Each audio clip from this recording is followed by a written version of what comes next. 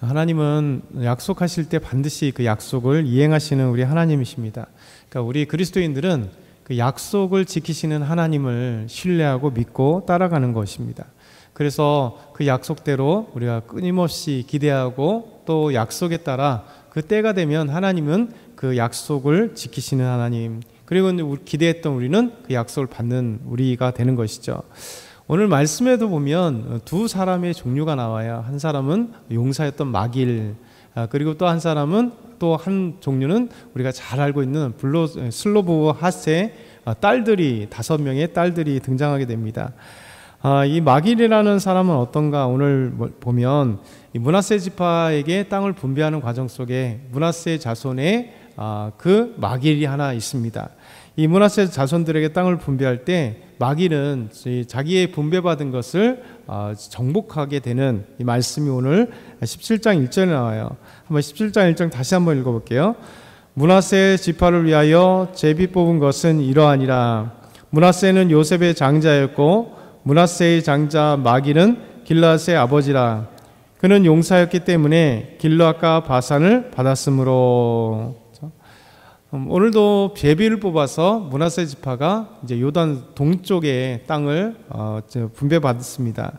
그래서 이 므낫세 반지파, 요단 동쪽 그리고 요단 서쪽에 므낫세 지파들이 받게 되는 거죠. 므낫세는 누구냐 하면 요셉의 장자였다 이렇게 얘기합니다. 요셉의 장자였던 므낫세, 그리고 그 므낫세가 에브라임과 함께 요셉의 두 아들이, 요셉은 12아들 중에 자기 지파가 없어요. 대신해서 하나님께서 요셉에게 두 아들이 있는 므낫세와 에브라임에게 각각 지파가 되게 하신 거죠. 그러니까 2배의 복을 하나님께서 요셉에겐 주셨어요. 그러니까 비록 자기는 자기 이름을 딴 지파는 없지만 자기 아들 두 지파를 통해서 오히려 12지파가 되게 하신 거죠. 그래서 야곱의 12아들이 있는데 이 12아들이 12지파가 아니라 요셉의 두 아들이 요셉 대신에 두 지파를 받게 되고, 그리고 그 12아들 중에 요셉이 빠지고 레위 지파가 빠지게 되는 거예요. 그래서 땅을 받을 때 12지파라고 할 때는 이 12지파는 레위 지파가 빠지고 요셉이 빠지고 대신에 요셉의 두 아들이 들어가서 그 12지파가 되는 것이죠. 그래서 우리가 자꾸 이렇게 보면 분명히 12지파인데 정확하게 세보면 13지파가 되는 거예요. 왜냐하면 레위 지파가 하나 또 있거든요. 요셉은 두 아들이 있고 그래서 13지파가 되고 땅을 분배받은 것은 12지파. 레위 지파 빠지고 요셉이 빠지고 대신에 요셉의 두 아들 에브라임과 므낫세가 들어가는 것이죠. 므낫세 지파에게 이제 땅을 분배하는데 므낫세는 요셉의 장자였고 므낫세의 장자는 마길이었다. 마길의 아들은 길르앗이었다. 이렇게 얘기를 하는 겁니다. 그런데 길르앗의 아버지였던 이 마길은 용사라 이렇게 표현하고 있어요. 용사라. 참 특이하죠. 그러니까 쭉 자녀들만 소개하고 분배받은 땅에 대한 그 땅의 성읍 이름이라든가 경계에 대해서 지금 나오다가 가끔가다 하나 이렇게 통 던져주는 게 있어요.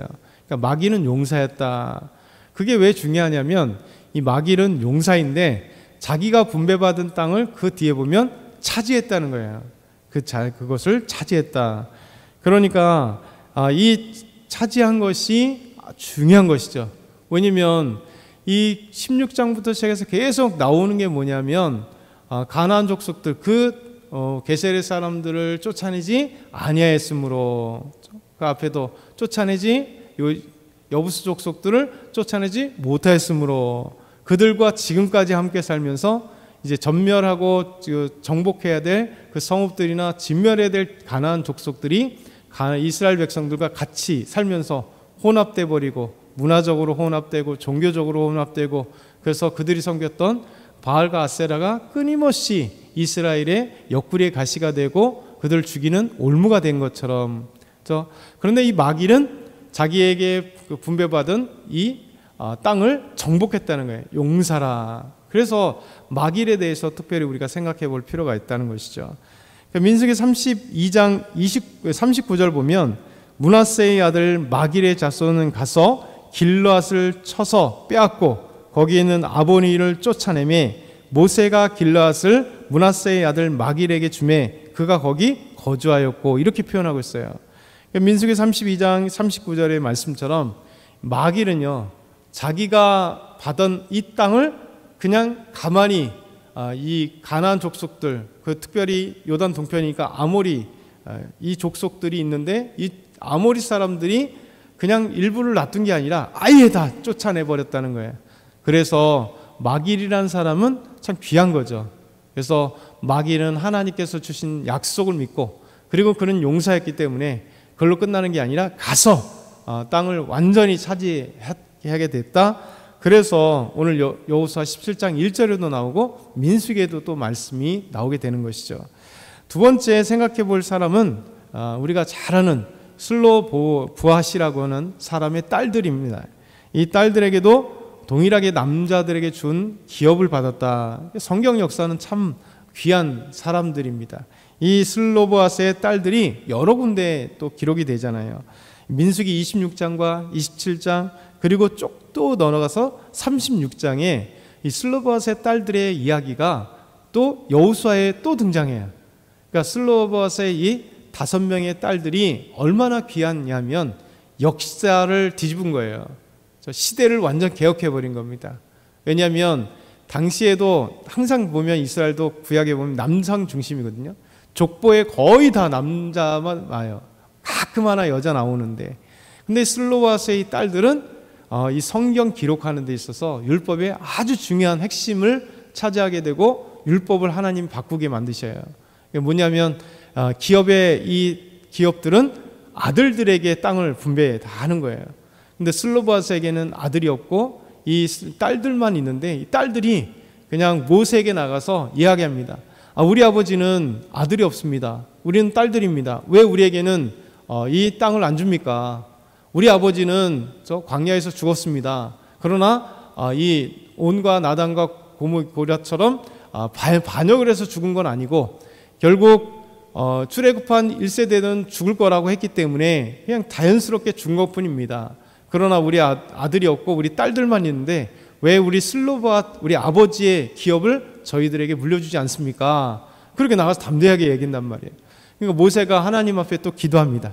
근데 놀랍게도 하나님께서 남자들과 아들들과 동일하게 이 슬로보아스의 딸들에게 땅을 주어라 이렇게 약속을 합니다. 이 슬로보아스의 딸들은 모세에게 이 약속을 받았어요. 그리고 아직 땅을 분배받지 못했습니다. 그 약속을.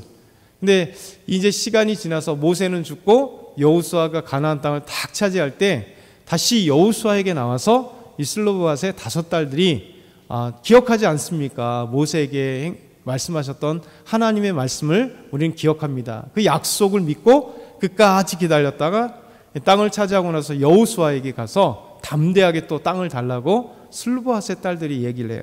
이것이 이제 3절에서 6절 말씀이 있습니다. 우리 한번 같이 3절에서 6절 같이 읽겠습니다. 헤벨의 아들 길르앗의 손자 마길의 증손 므낫세의 현손 슬로보앗은 아들이 없고 딸뿐이요 그 딸들의 이름은 말라와 노아와 호글라와 밀가와 디르사라. 그들이 제사장 엘르아살과 눈의 아들 여호수아와 지도자들 앞에 나와서 말하기를 여호와께서 모세에게 명령하사 우리 형제 중에서 우리에게 기업을 주라 하셨다 하매 여호와의 명령을 따라 그들에게 그들의 아버지 형제들 중에서 기업을 주므로 요단 동쪽 길르앗과 바산 외에 므낫세에게 10분깃이 들어갔으니 므낫세의 여자 자손들이 그의 남자 자손들 중에서 기업을 받은 까닭이었으므로 길르앗 땅은 므낫세의 남은 자손들에게 속하였더라. 아멘. 얼마나 멋있어요. 말라와 노아 호글라 밀가 디르사. 모세에게 얘기했던 것처럼 이제 여호수아와 엘르아살과 지도자들 앞에서 여호와께서 모세에게 말씀하시지 않습니까? 이러면서 땅의 그 분깃을 형제들과 같이, 그렇죠? 형제들이란 아버지의 자녀들이 아닌 그 형제들과 같이 이 므낫세의 자손들과 같이 땅을 받았다 이렇게 얘기하는 거죠. 그래서 성경은 이 슬로보아스의 딸들에 대한 이름이 그냥 슬로보아스의 딸들 보통 그렇게 기록할 텐데 이 딸들이 너무 중요하기 때문에 5명의 이름이 항상 같이 등장해요. 이 5명의 이름이요. 그래서 얼마나 이 5명의 딸들이 참 아름다운 이 성경 기록 안에 들어가 있는가라는 것이죠. 이 5명의 딸들은 시대를 앞서간 개혁한 거죠. 아무도 얘기하지 않을 때 왜 우리는 땅을 안 주겠냐. 야, 하나님을 움직인 거잖아요. 모세에게 청하고 모세는 하나님께 움직이는. 어찌 보면 정당한 것에 대한 요구라는 것이죠. 마치 예수님께서 항상 기도하고 낙심하라 말 것을 비유로 말씀하실 때 누가복음 18장 1절에 그래서 한 도시에 사람을 무시하고 하나님을 이 경외하지 않는 자가 있는데 그 재판관에게 한 명의 과부가 끊임없이 자기의 원한을 풀어달라고 얘기할 때 귀찮아서라도 하는 것처럼 그런 어떤 정말 하나님 앞에 다 안 된다고 할 때 하는 사람이 되게 중요한 것 같아요. 우리 하나님께서는 우리에게 정말 좋은 것을 많이 주시려고 하잖아요. 이 5명의 지혜로운 딸들, 참 아름다운 이야기가 민수기에도 기록되고 그 아름다운 이야기가 오늘 여호수아에도 또 기록된다는 것이죠. 우리가 이렇게 아름다운 믿음의 사람들로 기록되었으면 좋겠습니다. 우리들만의 성경에, 저와 여러분의 그 성경, 오늘도 하나님과 함께 쓰여가는 우리들 나만의 하나님의 성경 이야기 속에 아름다운 믿음을 통해서 시대를 바꾸고 우리의 삶을 바꾸고 믿음 안에 아름다운 이 족적들이 남겨졌으면 좋겠어요. 이 말씀 오늘도 기억하면서 믿음으로 승리하는 저와 여러분 다 되게 소망합니다.